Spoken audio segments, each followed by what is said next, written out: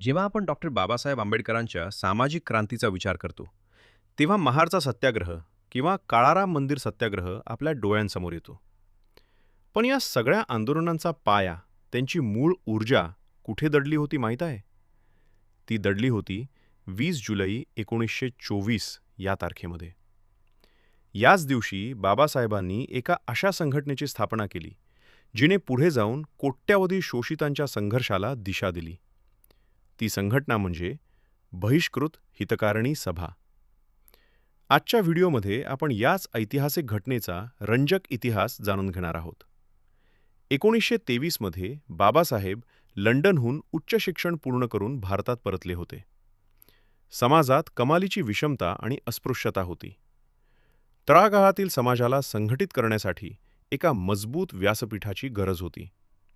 म्हणून 20 जुलै 1924 रोजी मुंबईच्या दामोदर हॉलमध्ये एक महत्त्वाची बैठक झाली आणि बहिष्कृत हितकारिणी सभेची अधिकृत स्थापना झाली.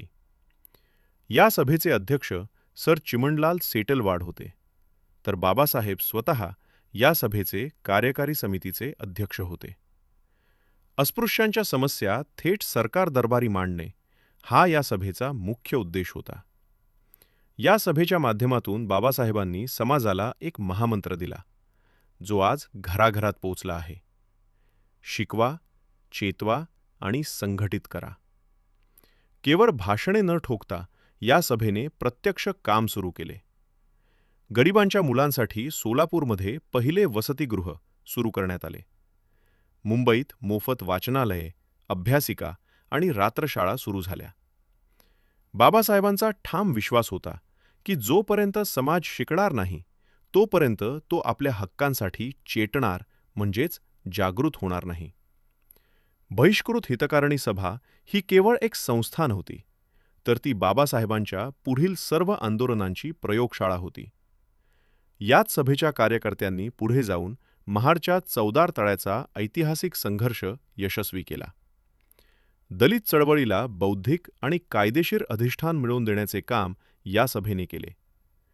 म्हणूनच 20 जुलै हा दिवस भारताच्या सामाजिक परिवर्तनाचा क्रांतिदिन मानला जातो. तर मित्रांनो, बाबासाहेबांच्या बहिष्कृत हितकारिणी सभेचा हा इतिहास तुम्हाला कसा वाटला? बाबासाहेबांचा शिकवा, चेतवा आणि संघटित करा हा मंत्र आजही तुमच्या आयुष्यात किती महत्त्वाचा वाटतो? आम्हाला कमेंट करून नक्की सांगा. अशीच माहितीपूर्ण व्हिडिओ पाहण्यासाठी व्हिडिओला लाईक करा, शेअर करा आणि आमच्या चॅनलला नक्की सबस्क्राईब करा. जय भीम.